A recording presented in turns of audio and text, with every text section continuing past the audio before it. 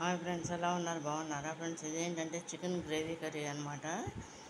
Gravy curry ఏంటంటే ముందేంటంటే నేను chicken clean చేసేసి ఫ్రెండ్స్ దీన్ని ఆనియన్స్, కరివేపాకు పక్కన పెట్టేసుకున్నా. పచ్చిమిరకాయలు అయితే వేయలేదు, ఇంకా నేను మిర్చి అయితే పెట్టేసుకుని దాన్ని ఏం చేస్తానంటే ఫ్రెండ్స్ ముందుగా బాణీ పెట్టేసుకుని అందులో ఆయిల్ పోసేసుకున్నా.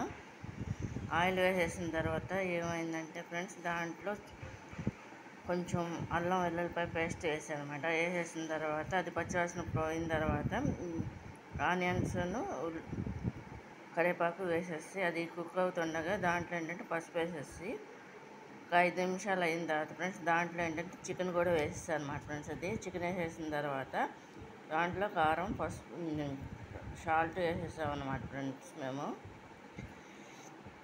ఏమంటున్నాను నేను వేసేసిన తర్వాత అది ఎగురుతుండగా అదంతా కూడా కుక్ అవుతుండగా దాంట్లో ఏంటంటే వాటర్ పోసి అదంతా కుక్ అయిపోయిన తర్వాత లాస్ట్లో ఏంటంటే పచ్చి వేసిన పల్లిపప్పును పచ్చి కాజు మిక్సీ పట్టేసి పౌడర్లాగా చేసేసి దీని మీద చల్లేసి దీని మీద ఏంటంటే వాటర్ కూడా పోస్తాం అనమాట. ముందు ఏంటంటే దీంట్లో టమాటా కూడా ముందు ఏంటంటే పట్టేసి పోసేసి ముందు కలిపేసాను అనమాట ఫ్రెండ్స్. తర్వాత ఏమో కాజును ఈ పేస్ట్ అంటే విడివిడిగా పోసి కలిపేసాను అనమాట ఫ్రెండ్స్. ఇది కలిపేసి ఈ విధంగా చేశాను అనమాట. దించేసే ముందు పచ్చివాసన అంటూ లేకోకుండా మొత్తం అంతా కూడా ఈ విధంగా కుక్ అయిందనమాట.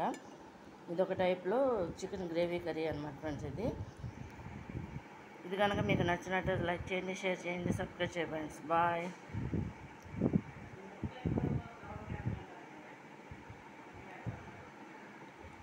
వస్తున్నా.